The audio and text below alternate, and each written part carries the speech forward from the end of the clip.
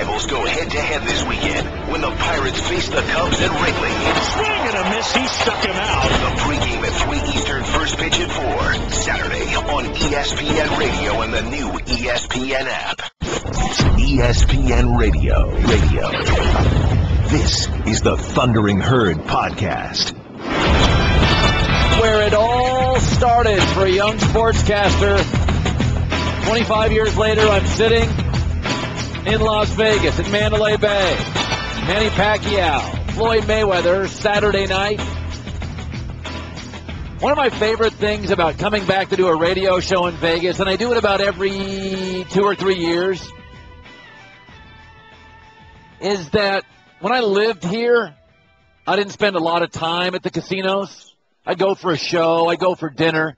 You know, you go with boys, have some beers, gamble a little. But I didn't hang out here. It's the Strip, right? It's where the tourists come. But I had friends that worked in the casinos and around the business, and Vegas is different. It's just different. I mean, if you didn't have air conditioning, the city wouldn't exist. And it was kind of founded and funded by mobsters. It's my kind of city. Free cocktails all the time. No state tax. What's not to like? But the most unique commerce in this city takes place between 3 in the morning and 4:30. And I'm never awake at 3 in the morning and 4:30, except when I come out west to do radio shows, because that means it's 6:30 and 7 out east, where a large percentage of my audience is.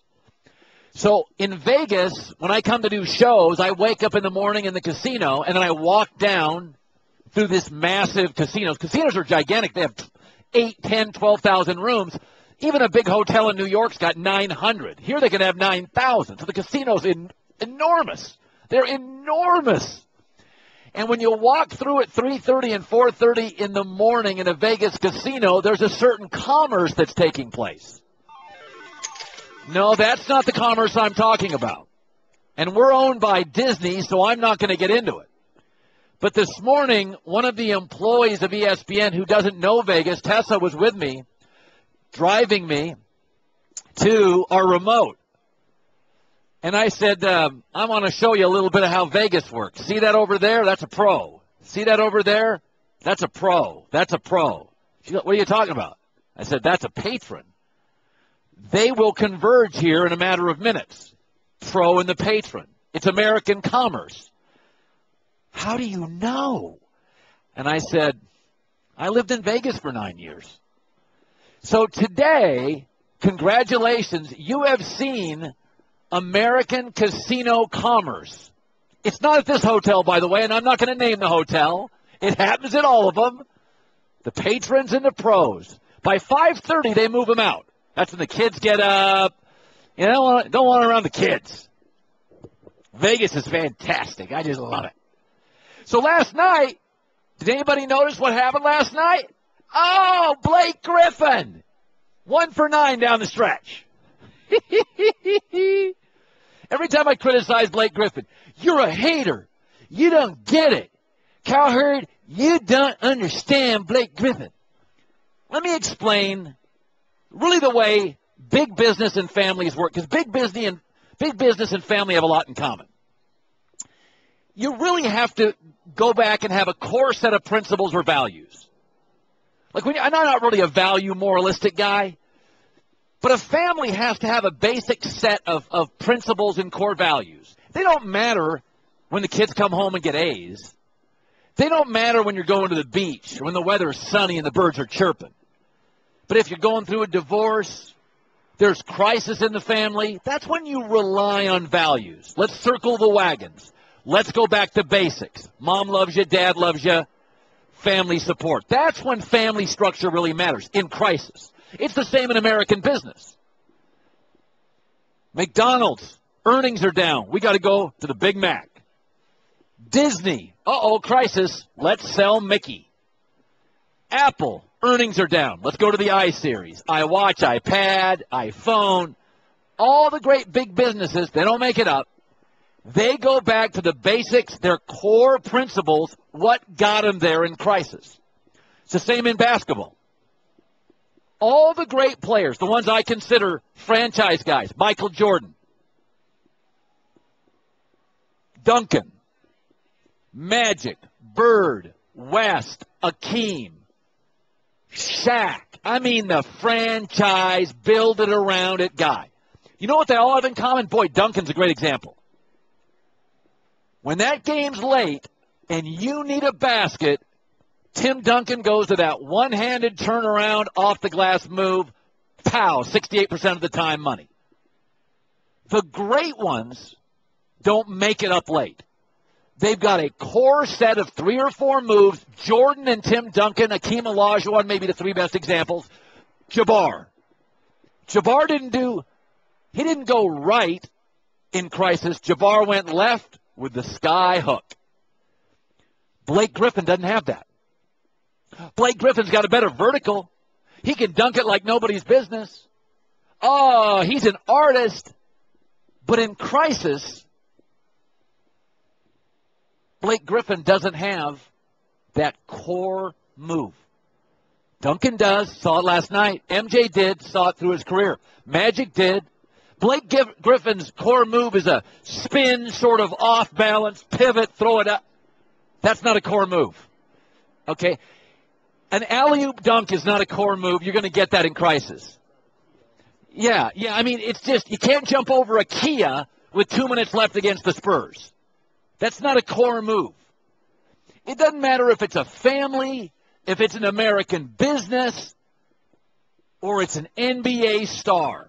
It's all the same. In crisis, you go to your principle, your value, your go-to, your calling card. And Blake Griffin doesn't have one. Once again in a big spot, pivot, spin, jump. Tom Penn was on our show a week ago. Remember this? What did he say about Blake Griffin?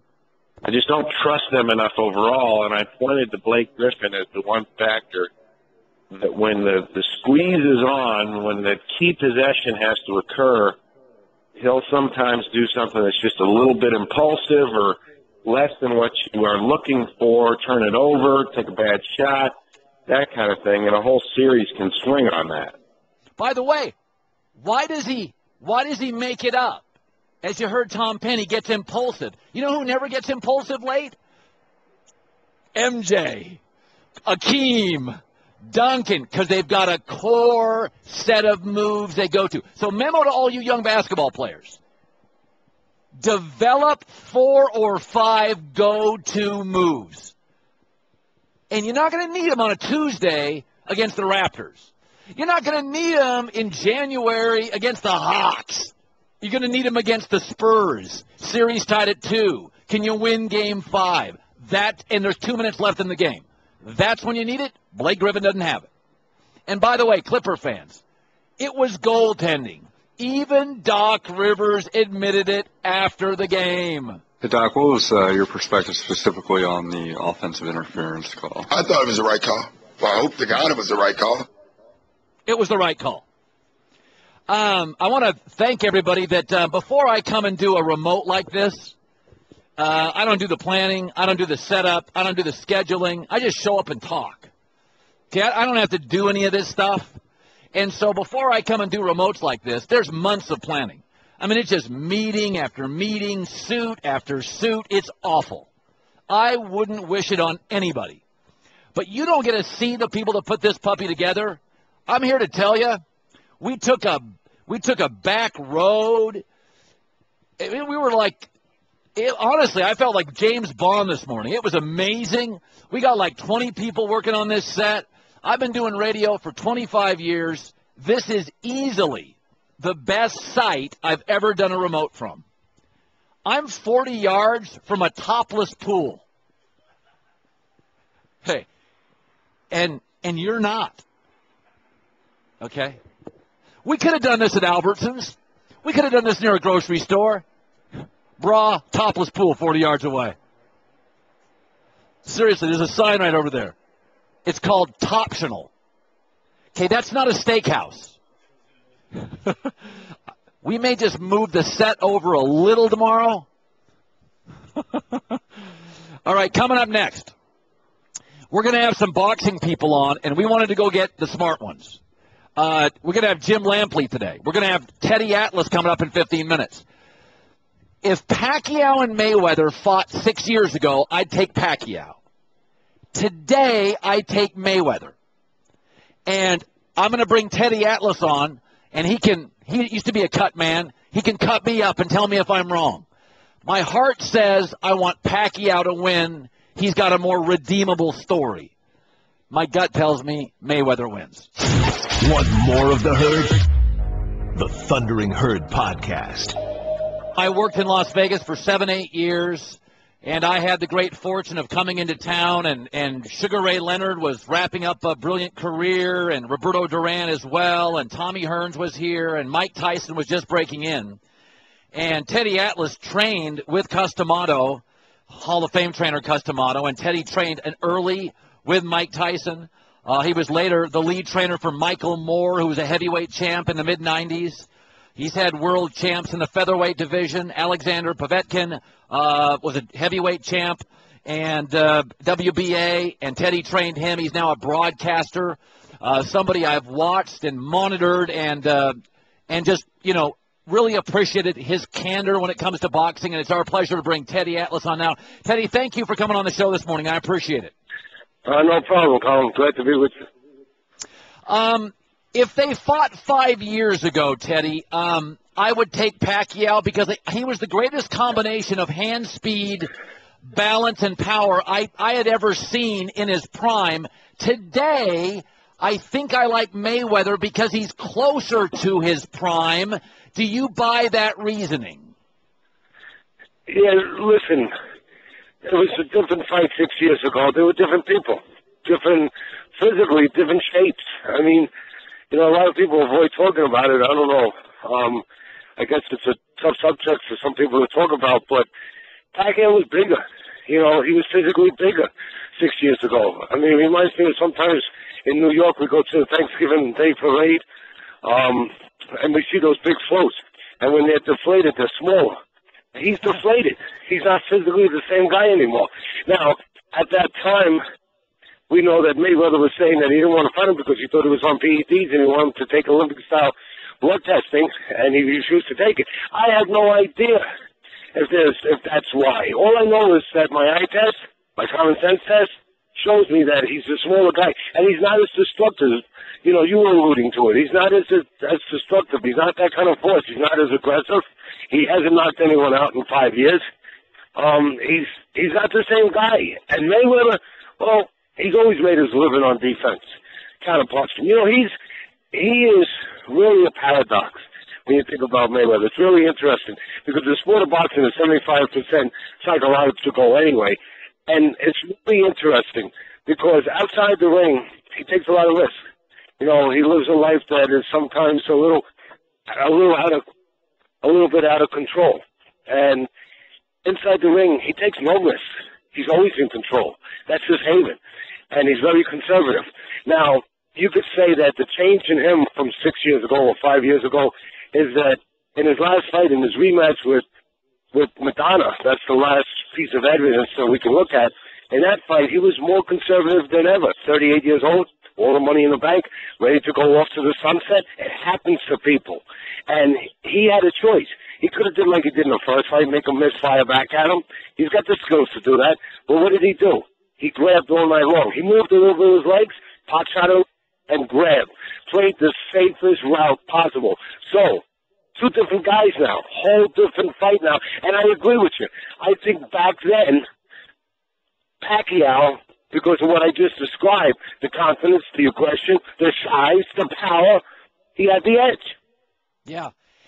Teddy Atlas joining us. So much, as you alluded to in this sport, Teddy, is psychology. And the last time I saw Pacquiao fight, Juan Marquez knocked him down twice, and the second time knocked him out cold. What is the psychology a fighter deals with, a great fighter, when for the first time in his life he's been knocked out? The next fight. Now, what's it going to be like now? Is that in his head still? He'd have no chance to win this fight if he took this fight. he being Pacquiao, obviously answering your question, if he took this fight, Pacquiao, against Mayweather right after that, no chance, over. Forget it. Go to the windows and cash in your tickets, or bet your tickets and wait to cash them in. But he's had 3 fights since, or 2 fights since. He's 3 fights removed from that. So that can take some of the shadows out of the mind.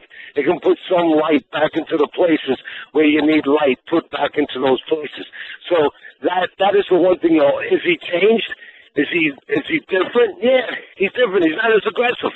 He's a different guy now.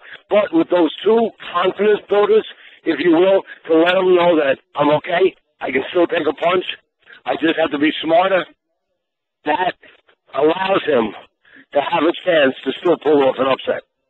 Floyd Mayweather, Manny Pacquiao will fight Saturday at the MGM.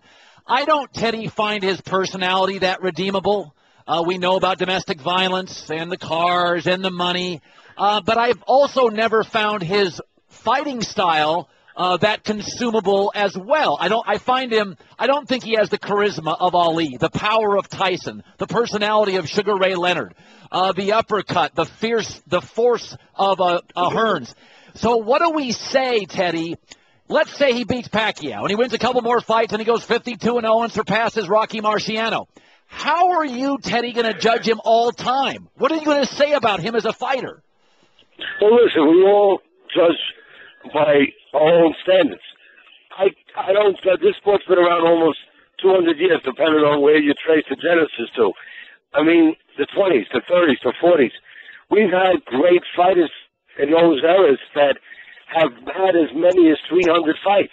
And we've had guys like Henry Armstrong. He held 3 full titles, no in-between titles. Featherweight, lightweight, welterweight.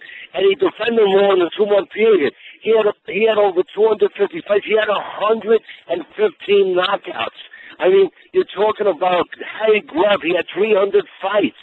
He had only 19 losses. You had the greatest fighters of all time in this great sport fighting each other every week. There was one time that the great Harry Greb had 40 fights in 1 year. Listen, that era will never be there again. But having said that, I cannot put Floyd Mayweather as one of the greatest of all times. He's not in that argument. He's not in that list.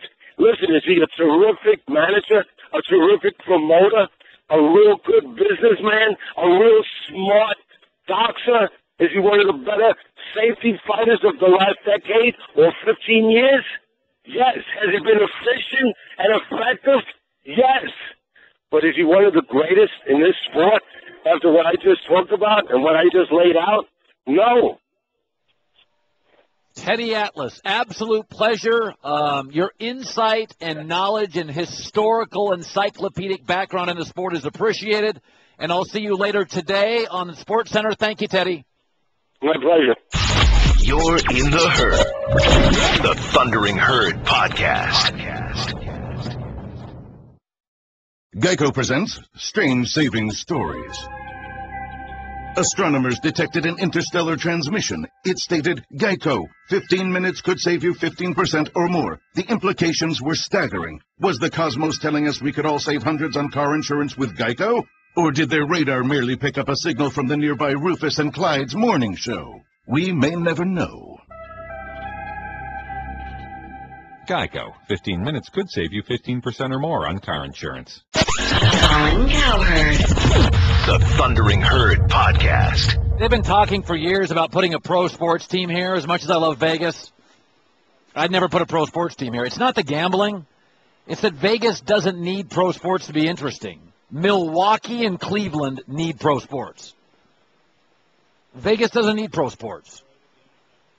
You know, it's like L.A. It's fine without the NFL. It's got a beach. It's got mountains. There's a million things to do in L.A. A million. Like certain cities, like I think baseball really does help St. Louis in the summer. It makes St. Louis a better place to live. I think the Cleveland Browns and the Green Bay Packers can make Milwaukee a better place to live. You want to know what makes Vegas a great place to live? 9 months a year, you can wear a golf shirt.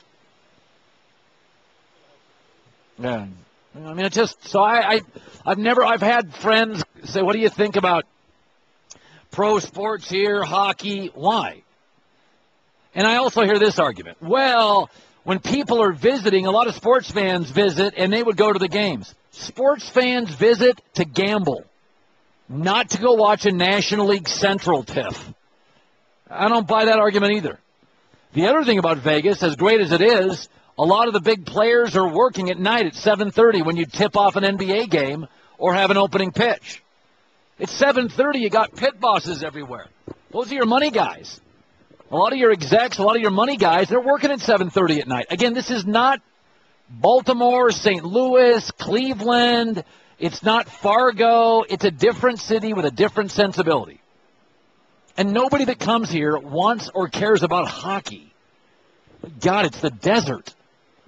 Haven't we tried that? It's called Phoenix. It didn't work there either. So Cleveland's big three has been reduced to Kyrie Irving and LeBron James. This is the general manager of the Cleveland Cavaliers, David Griffin, on Kevin Love's injury. I think our press release yesterday caused a little bit of a stir that maybe he would be back following a next series should we advance beyond that. I want to make it really clear that's highly unlikely. The damage to his shoulder is extensive. This is not a situation where we're expecting he will be available for any of this. Great.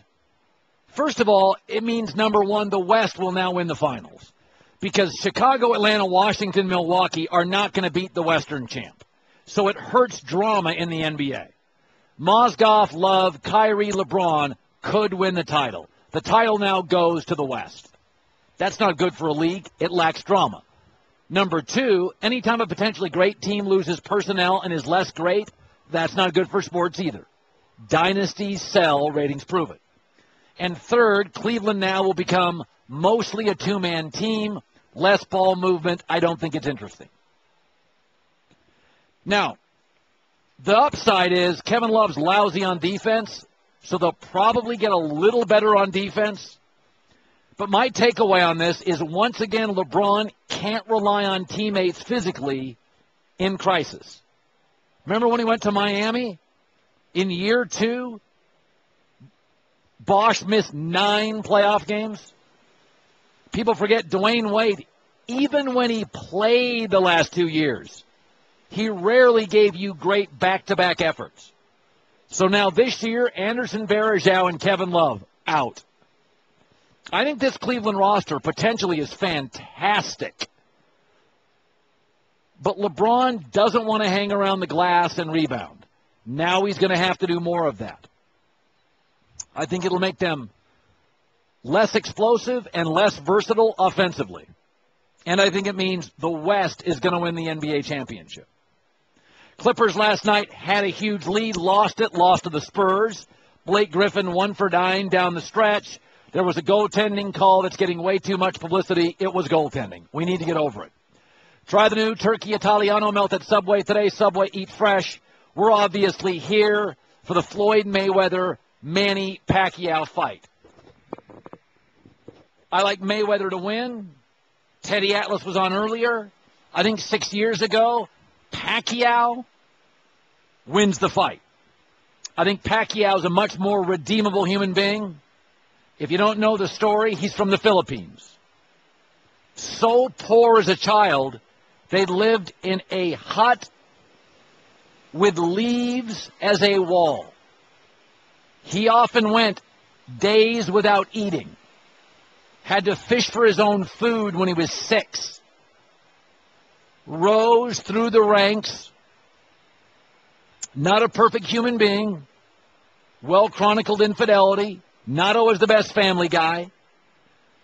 But the first time I saw Pacquiao fight, it looked like somebody was screwing with a tape. There's a story that Freddie Roach is a former boxer, pretty good boxer, became a trainer, is now dealing with Parkinson's. And Freddie's a true boxing guy. And he owns, or at least works at a gym in Los Angeles. And it's understood in boxing that you just never know when the next Muhammad Ali is going to walk through that door, or Mike Tyson.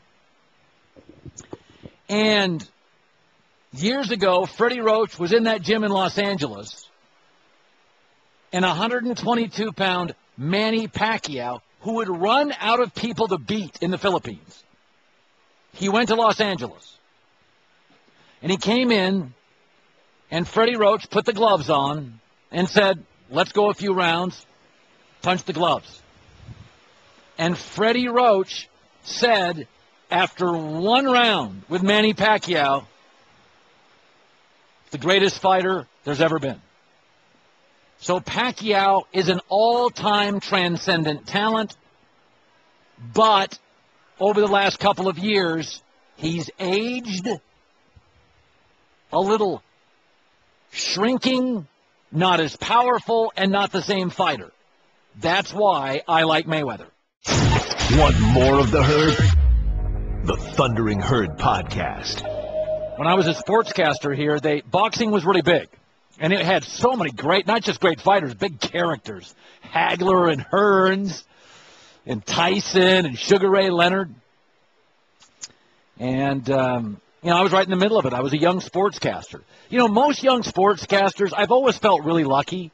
Like, how you're like, you want to be a sportscaster and your first job's like in Midland, Texas, Yuma, Arizona, and you got to cover like minor league hockey. My first job was in Vegas. I covered Tyson, Tark, and Trouble. I was like 21 years old. True story. So I drive from Washington State all the way down in a 94 Pacer that overheated coming up Baker, California. As you leave Baker, the world's largest thermostat, you drive up a hill. My car overheated. I had no money, right? So I'm going, parents divorced, didn't have much. I drive Washington. I do it in like 2 days. I drive down Oregon. I drive through Fresno, California. Almost got robbed. I write about that in my second book. Now I get to Bakersfield, Kern County. Then I cut over and I go to Vegas. My first day in this town, I'm not making this up, I go to Circus. They didn't have cell phones back then. So I left. I'd call my mom every day and say, okay, I'm in Medford, Oregon. I'm good. I'm in Bakersfield, California. I'm good. So I go to Vegas, and I meet a guy named Don Logan who hired me to come here. And he goes, let me take you to a casino. So we go to Circus.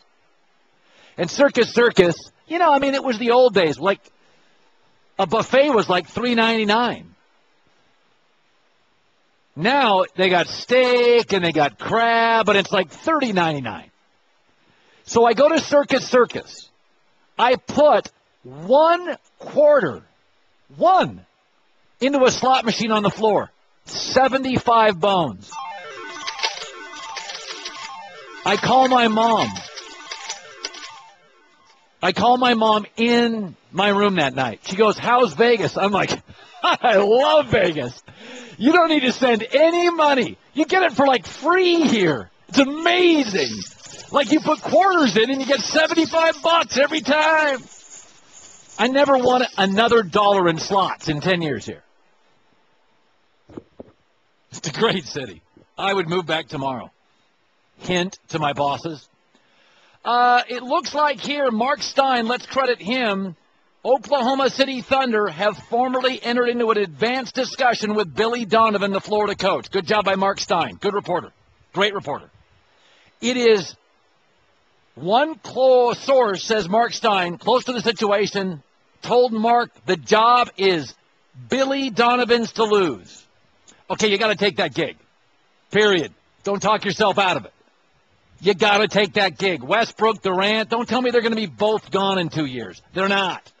Jeff Goodman, great college basketball reporter, said last week, it really now makes sense for Billy Donovan. This would probably be the right time for him, especially with a guy like Sam Presti in Oklahoma City, a guy he's known. Sam Presti has hired 2 people off Billy Donovan's staff, not assistant coaches, but just staff members in the Oklahoma City organization. So he has a lot of respect for Billy Donovan. He's known him for years. He's watched him for years.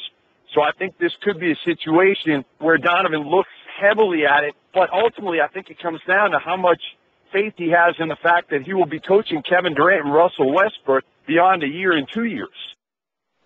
Got to take the gig. Got to roll the dice. Come on, you can go back to college tomorrow. You can go back to college basketball tomorrow. College basketball has gotten incredibly transient. I mean, you literally have a different class of players every year. In the NBA, you can build a culture, a system with the same personnel. Take the gig. By the way, everybody in the NFL draft, and I'm guilty of this, fans are guilty of this, and I think sometimes general managers are guilty of this. Everybody's looking for stars. I kind of think sometimes we should look at the NFL the opposite. Stop looking for home run hitters. Start looking for doubles hitters. If you have 9 draft picks and you can consistently get 7 that can make your team, even as backups, it's cheap labor, which allows you to pay $120 million for a quarterback. Just don't butcher the draft. Forget the home runs. Just don't strike out. To use a baseball metaphor, I'll take a 288 hitter with a high on-base percentage than a 254 hitter that strikes out but hits home runs. Just don't butcher the draft. If you draft 9 guys, 7 to 8 make even the scout team. They make the roster. They're cheap labor. That's why, to me, the most important thing is not the draft. It's creating a culture where you draft certain players that fit into your system. Why? Because so few of these guys are stars anyway. So if you've got a Green Bay Packer, Ted Thompson-driven culture, excellent GM, he'll take a marginal guy, a solid guy, a pretty good guy, which, by the way, that's 90% of the draft. Pretty good, marginal, reasonably good. That's 90% of the guys getting drafted. 90% are pretty good, not great. But if you put them in the right system, pretty good becomes really good. Marginal becomes effective. Reasonable becomes really efficient. So it's all about the system. I mean, New England just won a Super Bowl. Outside of Tom Brady, 2 stars. Revis and Gronk, 1 just left. Seriously, everybody's worried about stars. Seattle Seahawks are rare where they've got like 6. That is an outlier in this league. You're in the Herd, the Thundering Herd podcast. ESPN Radio, bringing you directly to the biggest events in sports. Center field, well hit, Hunter back, out of here! From opening day of baseball, Throw to the plate, safe at the plate! right through the World Series. For the 3rd time in 5 seasons, the San Francisco Giants are the champions of the baseball world. Whether it's LeBron, Chris Paul, or Kevin Durant, when the NBA tips off, ESPN Radio is right there when a champion is crowned. Have a new world champion. The San Antonio Spurs are the world champions. And when the magic of bowl season arrives, ESPN Radio is your home for the new college football playoff. The college football playoff first national champion, the Ohio State Buckeyes. The biggest events in sports can be found right here on ESPN Radio. Colin Cowherd. The Thundering Herd podcast. This story sounds confusing, but isn't. The NFL decided to start paying taxes. The NFL has decided after 70 years they've given up their nonprofit status and will start paying taxes. A lot of people are like, whoa, I don't get it. Remember, most of the money the NFL makes has always been taxed. It's just the league office. The league office that had a exempt status, and that is a granular tax figure compared to the league. The teams, the jerseys, the ticket sales, you got to pay taxes on that. Although, don't get me wrong, they saved, $10 million, $12 million a year as a company with that tax-exempt status the league office did for years and years. I think some of this is a PR move. Secondly, I don't think they'll have to announce Roger Goodell's salary now if they don't want to. Maybe it's that. I don't know. He said it was just a distraction. Yeah, so for the record, LeBron James, when Chris Bosh got hurt in Miami, if you go look at his career with Bosch and without, he made up the ground. He averaged 26 with Bosch and 31 without him. 8 rebounds with Bosch, 10 without him. They won 69% with him, 55 without him. So they weren't as good without Chris Bosch, and they're not going to be as good without Kevin Love. They lose. They gain a little defensively. They lose a lot in offensive flexibility. And so what it tells you, whatever team comes from the East is going to get smoked by the West. And I don't think that's good for a league. Because Washington would get run over, Atlanta, Milwaukee, Chicago are going to get run over by a Western team. Cleveland would get beat. Not sure if they get run over. I still think they can win the East because LeBron's the best player in the game and Kyrie Irving is a star. So they've got 2 of them. J.R. Smith, Tristan Thompson, Mozgov are good enough to beat the Bulls. But their first 2 games against Chicago are in Cleveland, and they're not going to have Love or J.R. Smith. They're not winning both of those games.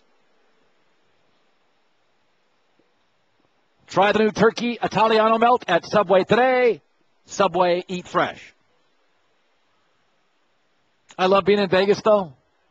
A lot of different places to live in the country. Like if you're on the East Coast, a lot of East Coast people go to Atlantic City. People on the West Coast go to Vegas for the weekend.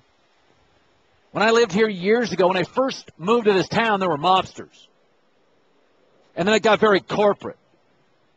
And then, as a society, we've stopped gambling as much on card games. We bet football games. We have fantasy football teams. Then the city decided, oh, we're going to be kid-friendly. And that didn't really work. Kids don't need to be around gambling. So what they've done, there have been a few generations of how they've continued to make money in Vegas. First it was the mob. Then it was hardcore gambling. Then it was let's make it kid-friendly. And now it's kind of nightclubs, high-end restaurants with some gambling. Because the gambling revenues have come down over time. But the restaurants now are world-class. The nightclubs are the best in the country. There's still some gambling. Sports books are bigger than ever. Mandalay Bay kind of took it to a new level outside the casino with the wave pools and the beach. When boxing was really big in this city and you'd have 3 or 4 major fights a year, I can remember all the East Coast guys like Wally Matthews, John Saraceno, a lot of the New York writers, Dick Young. He was a little past his prime. Dick Schaap, maybe. And they would come out to Vegas and lay at the Caesars Palace pool. And, you know, boxing has always been a little bit of a spectacle. No commissioner, run by heavy-handed promoters. And I'm not saying boxing was ever as big as the NBA or the NFL. But big fights got the equivalent of like the NBA Finals. When you got these big fights for 3 days, it was every bit as big as the NBA Finals, sometimes bigger. And boxing had a lot of colorful personalities, a lot of them. What's interesting, when you look at boxing, globalization is the new world that we live in. Like in business, right? Globalization.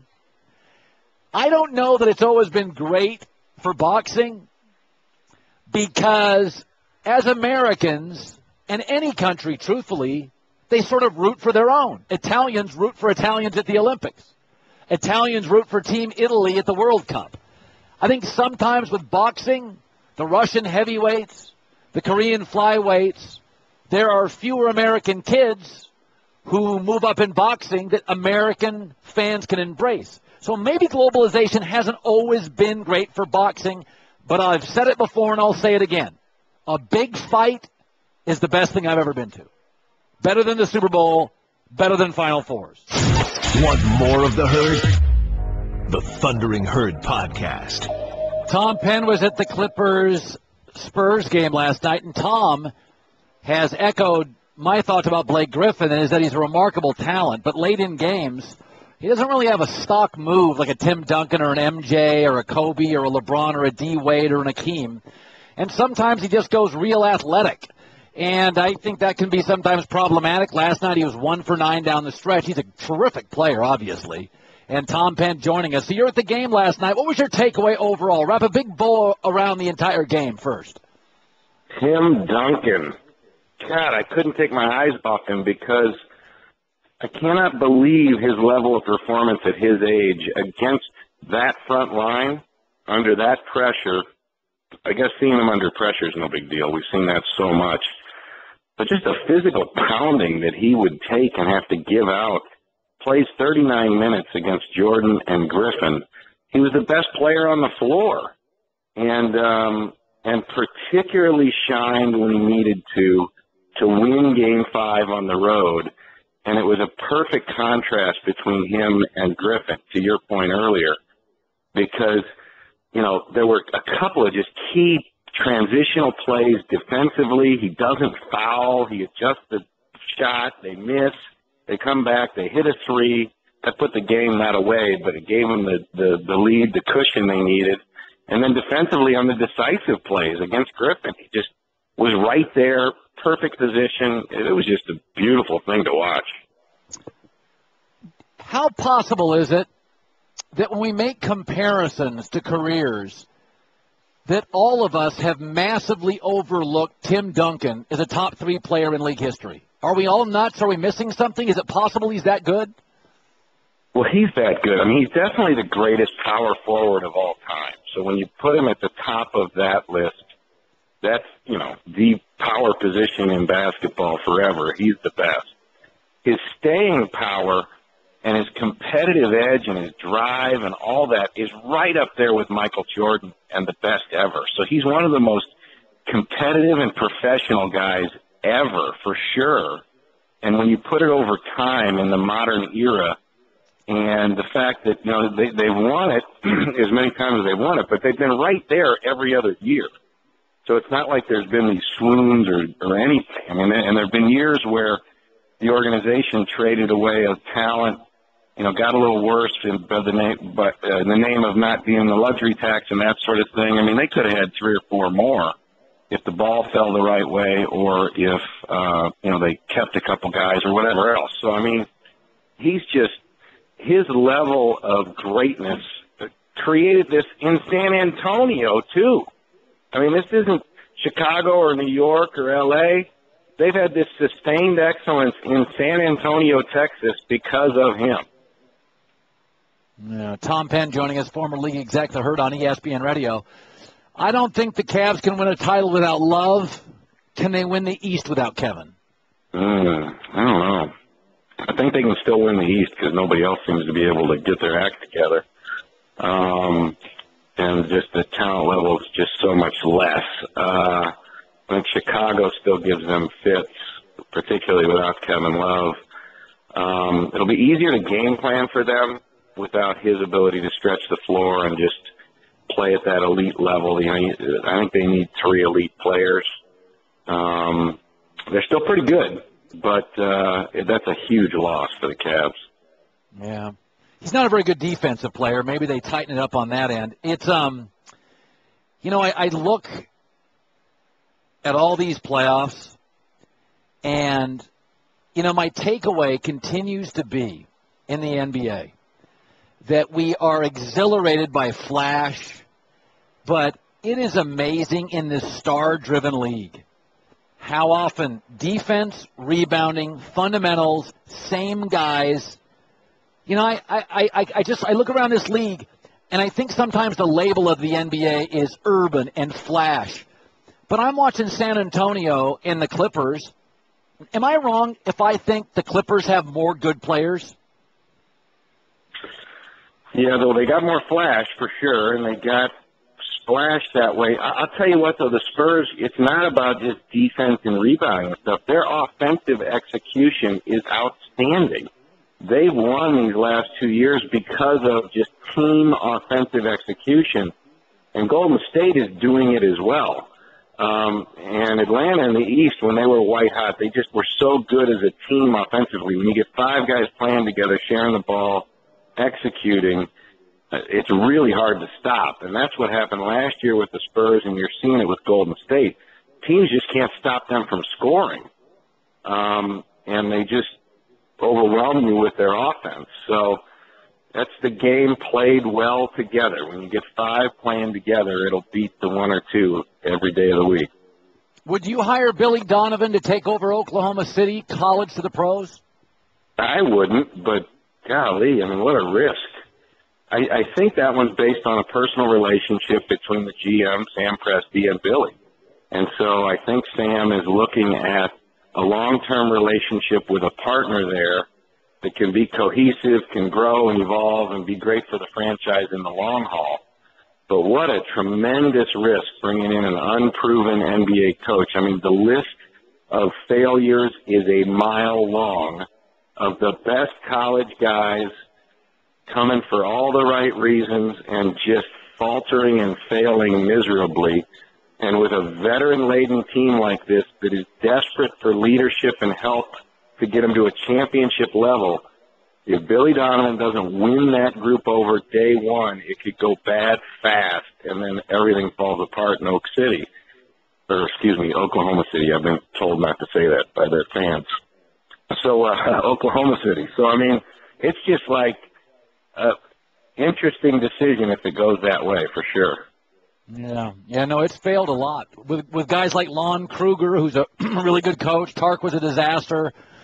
You know, Rick Pitino. You go down the list. It's some of the best college coaches at their very best have come and gone quickly. Good talking to you, Tom. Always good. Enjoy the beach over there. Check out The Herd with Colin Cowherd weekdays from 10 a.m. to 1 p.m. Eastern on ESPN Radio, ESPNradio.com, and on ESPNU. The Thundering Herd Podcast.